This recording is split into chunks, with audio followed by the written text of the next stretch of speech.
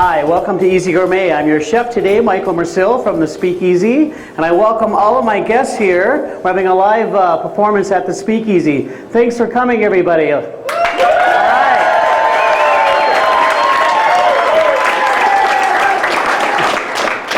They were a little slow. We actually practiced this, and they should have started a little sooner, but pretty good job, everyone. Thank you. Thank you very much. Today we're going to be doing a Greek salad to start off with. We have an amazing meal for you, and some of you probably have sampled some of the things that I've had here before, and a lot of you probably have had the chicken cordon bleu and a butter steak and garlic mashed potatoes, the béarnaise. You probably have all had that, but we've got an interesting twist for you. I mean, the presentation on this is going to astound you. So, but to start off with, we're going to do a Greek salad. Anybody here know what kind of Greek is all about? What Greek is all about? Feta cheese. That's a good one. What else? Olives. Olives. That's another one. And olive oil. Olive oil. 2 spices though you're missing. Oregano. Garlic. Yes. So I mean, those are really traditional things that go in there. And then of course some tomatoes and some cucumbers. So we have our own special Greek dressing that we use here at the Speakeasy quite often. And it's really, really simple. And we've got this handy little martini shaker. And so it's a great way to mix up your dressing and a few other things. So we got about a 1/4 cup of olive oil, a little splash of lemon juice. And I'm just putting just a little hint of Italian dressing in there just to give it a little flair. And a little sterling oil. And then of course here's your oregano, here's your garlic, and we do put just a little basil and a little coarse salt. What's sterling oil? It's just like a salad oil. And just give it a shake. And it's ready to go. Now some people will refrigerate this overnight, but and of course, in the magic of television, you just think that this is refrigerated overnight. Okay, so we're going to let that sit, and then we're going to slice up some cucumbers.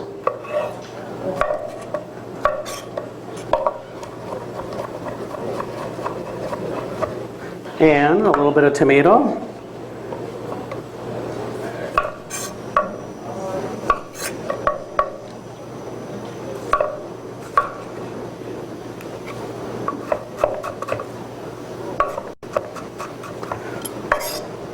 There you have it. So now we've got a nice bowl of mixed greens, and we're going to just top it with a little of the cucumber, a little of the tomato.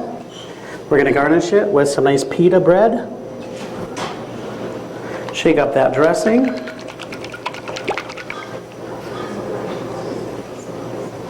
Take the top off. And just drizzle that right over the top. And of course, the best part of it is the feta cheese. We've got some fresh feta that we're just putting right on top of it. And there we have it. This is what everybody's going to be sampling tonight for your salad, and shortly the servers will bring that out. And we're going to take a little break. We'll be right back after these messages. This is the Foltz Building. This is the Foltz Building. This is the Foltz Building. This is a Foltz Building. And this is the Foltz Building. And this is the Foltz Building. And whether it's 0 degrees like I'm out here in the snow today, or it's 70 above and sunny, these guys are out and they're going to construct your building. Call Foltz Building today. It takes attention to detail. With your local Bryant dealer, you're getting more than just a technician. You're getting someone who pays attention to your needs and the little things that make a big difference. It takes a dealer you can rely on. And to keep your family cool this summer, let me show you how this works. It takes Bryant. Bryant. Whatever it takes. Hanson's Plumbing and Heating, the most trusted name in plumbing and heating, serving the entire Lakes area.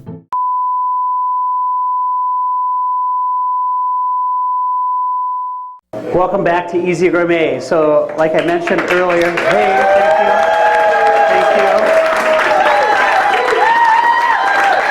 thank you. This, you know what, the audience is pretty awesome here this year. I really appreciate it. Today we are going to be preparing this amazing meal. We actually served it about a year ago at a fundraiser that we did here. And the people that I was dealing with were like, okay, we really need this to be over the top, so what can you do? And I'm like, okay, let me think about it. And I came up with this idea of sticking a skewer through a chicken breast and sticking it on top of a butter steak through garlic mashed potatoes so that the thing stands about this high off the plate. And I'm going to show you how this is all done right now. First of all, we are going to start off with an 8-ounce chicken breast, and I'm going to pound it out for you. Now the chicken breasts that we get here, you probably have to go to a butcher for. They actually have the skin on them. And you definitely want that because that's what locks in all the juices. Now, I've showed you on many shows before when you're pounding something out, you kind of want to pound away from you because you want to make this breast bigger. Now, who doesn't want that? If it only took a mallet to do that, right, ladies?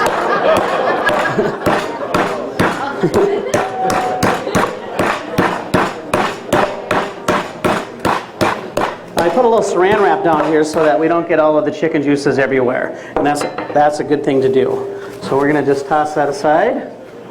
And okay, so now we got our chicken breast. And all we're going to do is take a little ham down here and some Swiss cheese.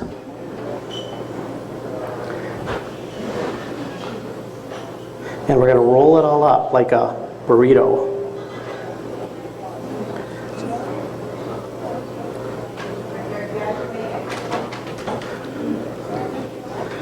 And that's all you do right there. So this is what it looks like when it's all done. And the whole thing is covered, and we're going to bake this off now. So this does take a little bit of a time. That's the one thing. So we're going to bake that off. And in the magic of television, this is what it's going to look like when it's all done. So then we're going to take it to another level here.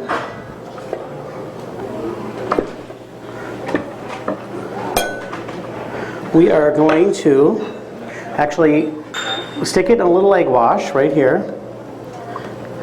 And then we are going to stick it in some flour. Actually, I skipped one step. You're going to have to take this out. That happens. Last year I actually burned some nuts. Flames are flying. Yes, it was. Same category as increasing the breast size?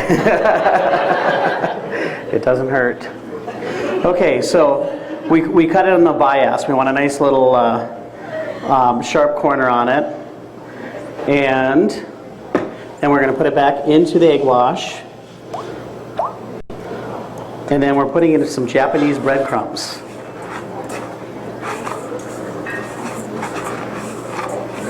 And then this goes into a deep fryer. So this is what it looks like when it's all done. So now why Japanese breadcrumbs? Well, I like the coarseness of it, and it actually, yeah, okay. The question is, why Japanese breadcrumbs? I actually like the texture of Japanese breadcrumbs, and they fry up really nice in the fryer. You can keep them there for a long time without them burning. They work out really well.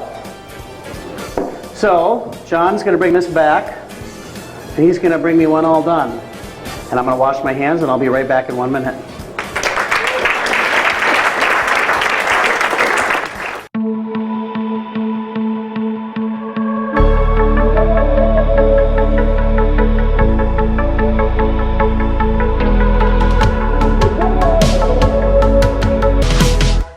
Hi, I'm Tracy from Cabinets Plus.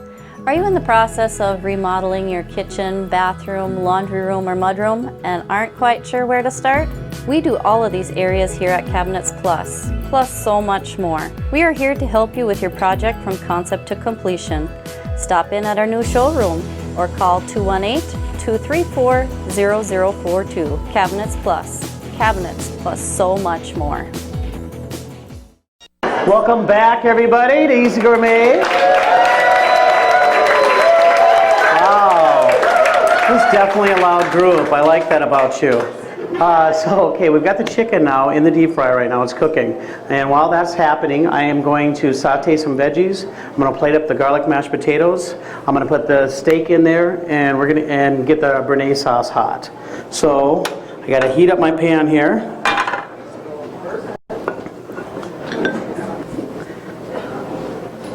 And we're using a little seasoned butter. We just put a little Lowry's of garlic and pepper in a butter, and we mix it all together, and that's what we use to flavor our vegetables. Gonna let that melt up. Put the veggies in there. While that's happening, got to be quick in this business. We're gonna get the béarnaise sauce in there. We're gonna heat that up in just 1 second. And this is what our butter steak looks like right here, which is a marinated steak, and it cuts like butter. It actually is a terrace major. Anybody know what that is? It's a mini tenderloin that is found in the shoulder of the cow, and a lot of people aren't aware of it. But it actually is a very tender steak, but a lot cheaper than your traditional tenderloins. Unless they serve it at the lodge.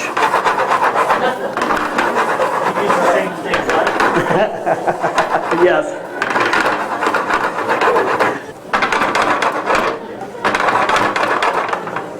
All right, those are getting nice and hot. Now we're going to just get our béarnaise sauce going here. And in just 1 second, they're going to bring me that chicken breast out. In just 1 second, they're going to bring me that chicken breast out. In just 1 second, they're going to bring me a chicken breast out. There she goes.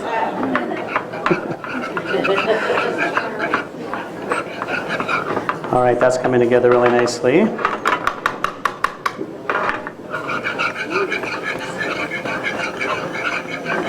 Now, I've showed this sauce on my show many times, and it's easy. You just use one of those Knorr packages, mix it with a little whipping cream and a little regular butter, and it is absolutely amazing.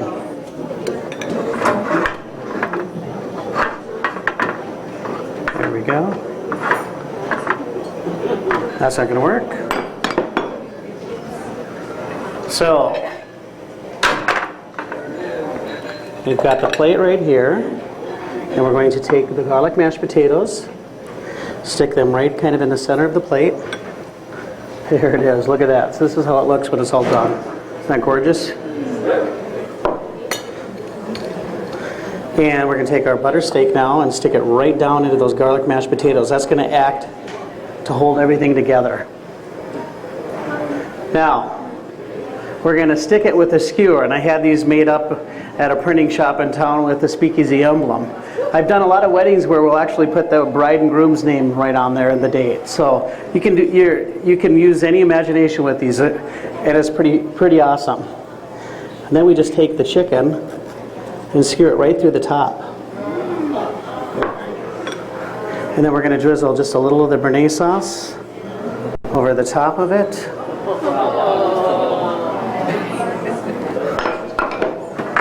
And put a little veggie on there.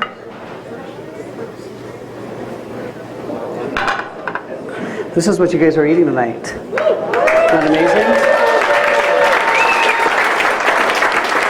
Just beautiful. So I got to tell you, there's somebody real special in the audience tonight that we're going to talk to in just a minute. So we're going to probably bring out your food here in a short bit. I want to thank you once again for coming, and enjoy your meal.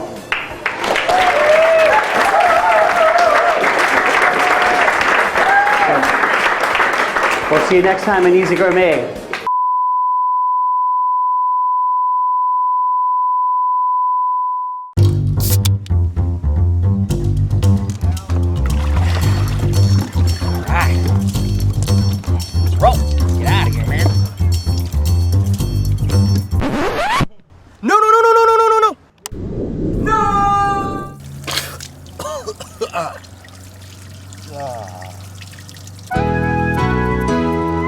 Drain your live well and be a hero. Transport zero. Leave them behind.